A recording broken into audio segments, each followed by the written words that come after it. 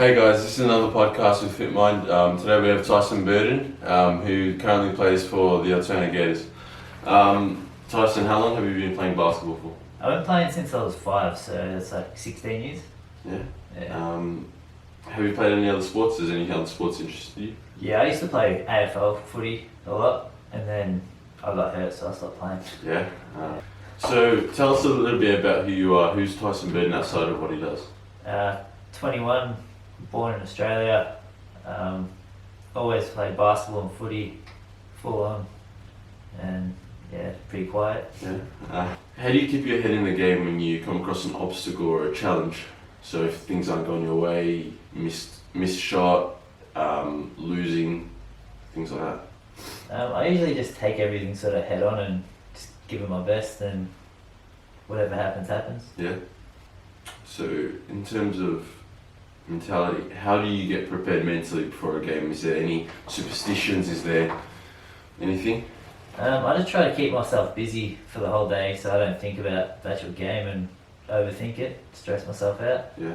And then when it's game time, I sort of just worry about it then. As a youth athlete, how did you deal with the pressures of school, so like homework and stuff like that?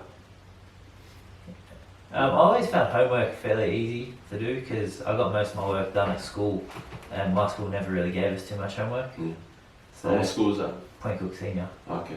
Yeah, so it wasn't too big of an issue where I had coaches sort of pushing me to do the homework and stuff, and I wasn't allowed to play if I didn't get it done.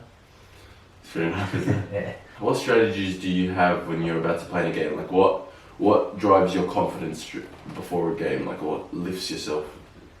I think when I see sort of a big crowd and all my teammates and everyone getting excited for a game, it just makes me excited. So you thrive when you see big crowds and Yeah. pressures there. That's Yeah. good. Who inspires you the most and why? Probably LeBron James, just because he plays basketball, I play basketball, and he went through a lot growing up, and so have I, sort of thing. Have some of your own experiences shaped the way the basketball you are today? Yeah, I think so. I grew up in a house where I had 6 brothers, so A big family. yeah, so it's pretty much a fight for everything. So it sort of helped prepare me for being tough, Yeah. sort of thing. Take us through an average day of an youth athlete like yourself.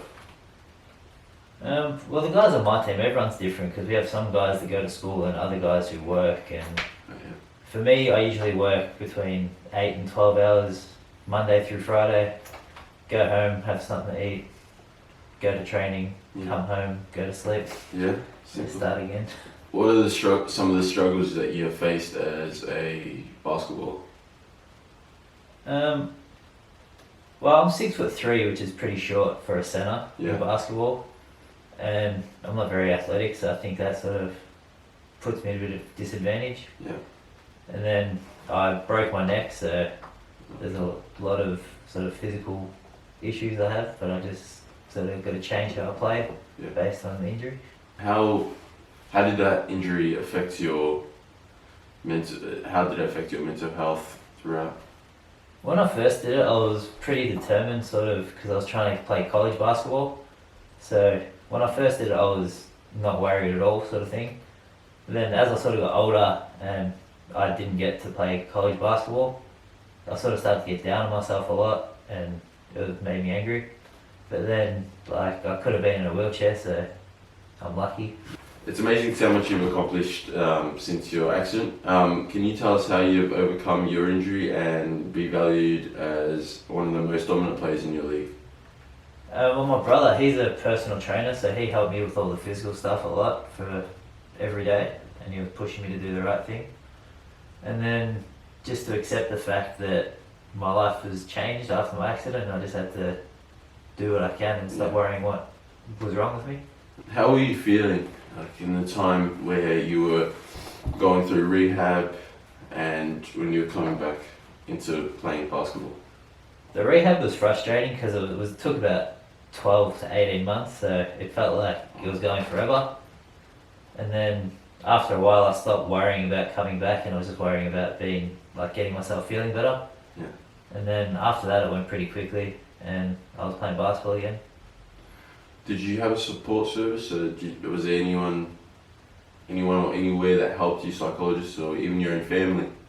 Yeah, it's pretty much just my family and a few close friends. Yeah. That That's just good. having people around and trying to act and have a normal life. It was good.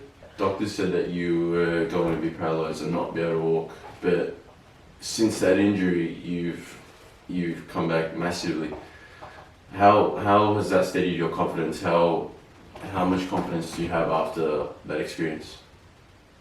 Yeah, I think in general I'm a pretty confident person, and then after coming back from having that injury, it just makes me feel like I'm sort of not going to break again. Yeah.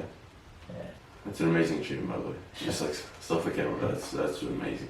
Thanks, man. Do you think that coaches or even officials could do a better job to support youth athletes' mental health? I think coaches that genuinely care about their players, well, in my experience, they always, help me, where I've had coaches who I knew didn't really like me and I didn't play to my best ability for them. Yeah. And coaches who actually care, I've always played well for. Mhm. Yeah. In saying that, what would you like to see clubs and coaches do better?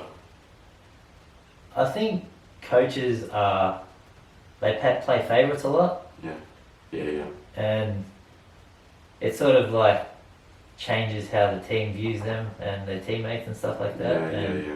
I understand. And if coaches don't like players, they're gonna feel pretty bad about it. Yeah.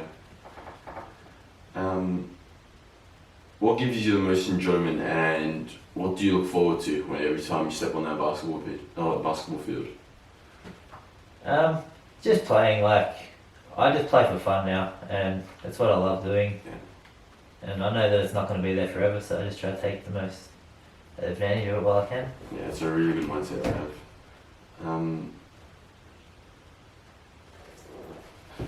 Obviously, everyone has faults in their own game. Yeah. What do you think you need to improve on, and what are some of the skills, or even mentally, what do you think you need to improve?